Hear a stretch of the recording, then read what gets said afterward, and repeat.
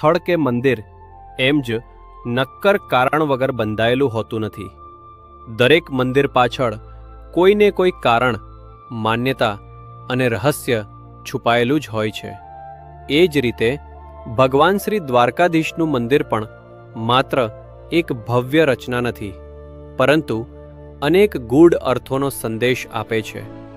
મિત્રો, શું તમે ક્યારેય ધ્યાન આપ્યું છે કે શ્રી દ્વારકાધીશના મંદિરનું મુખ શહેર તરફ નહીં, પરંતુ સીધું સમુદ્ર તરફ કેમ છે? આ કોઈ સંયોગ નથી, આ કોઈ આકસ્મિક રચના નથી. આ પાછળ એવી માન્યતાઓ છે જે બહુ ઓછા લોકોને ખબર છે. શાયદ જ કોઈ જાણતું હશે કે આ મંદિરનું મુખ સમુદ્ર તરફ કેમ રાખવામાં આવ્યું છે. તો ચાલો આજે જાણીએ એવી 5 અનોખી માન્યતાઓ જે આપણને આ રહસ્યનો અર્થ સમજાવે છે. મિત્રો, જય દ્વારકાધીશ. માન્યતા 1. સમુદ્ર એ ભગવાનને આપેલું વચન. શાસ્ત્રો અનુસાર જ્યારે શ્રીકૃષ્ણે દ્વારકા વસાવી ત્યારે સમુદ્રદેવે વચન આપ્યું હતું, હે પ્રભુ, તમારી નગરીની મર્યાદા હું ક્યારેય નહીં લાંઘું. એટલે જ દ્વારકાધીશનું મંદિર સમુદ્ર તરફ છે, જાણે સમુદ્ર દરરોજ રાજા કૃષ્ણને નમન કરતો હોય. માન્યતા 2. દરેક રાજા પોતાના ક્ષેત્રની સદાય સીમા તરફ જુએ છે.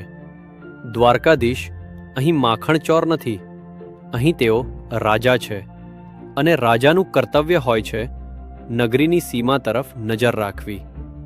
સમુદ્ર દ્વારકાની સીમા હતો, એટલે જ ભગવાન દ્વારકાધીશનું મુખ સમુદ્ર તરફ છે. માન્યતા 3. સમુદ્ર અનંતતાનું પ્રતીક. સમુદ્રનો કોઈ અંત નથી, એ અનંત છે, અને કૃષ્ણ પણ અનંત છે.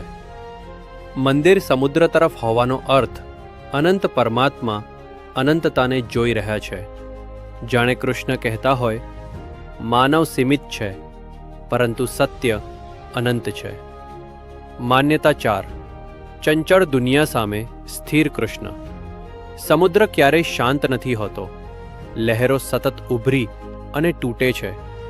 જીવન પણ એવું જ છે. સુખ અને દુઃખની લહેરો સમુદ્ર જેવી જ છે. મંદિરનું મુખ સમુદ્ર સામે છે, પણ કૃષ્ણ અડગ ઊભા છે. આ આપણને શીખવે છે કે દુનિયા ચંચળ હોય, પણ તું સ્થિર રહેજે. માન્યતા 5. વૈરાગ્યનો મૌન સંદેશ. કૃષ્ણ પાસે બધું હતું, સત્તા, વૈભવ, નગરી, પણ અંતે દ્વારકા સમુદ્રમાં વિલીન થઈ ગઈ. મંદિર સમુદ્ર તરફ છે, જાણે કૃષ્ણ કહે છે, આ બધું ક્ષણભંગુર છે, સત્ય માત્ર ભક્તિ છે. દ્વારકાધીશનું મંદિર સમુદ્ર તરફ છે, કારણ કે કૃષ્ણ દુનિયાને નહીં, પરંતુ સત્યને જુએ છે. જય દ્વારકાધીશ.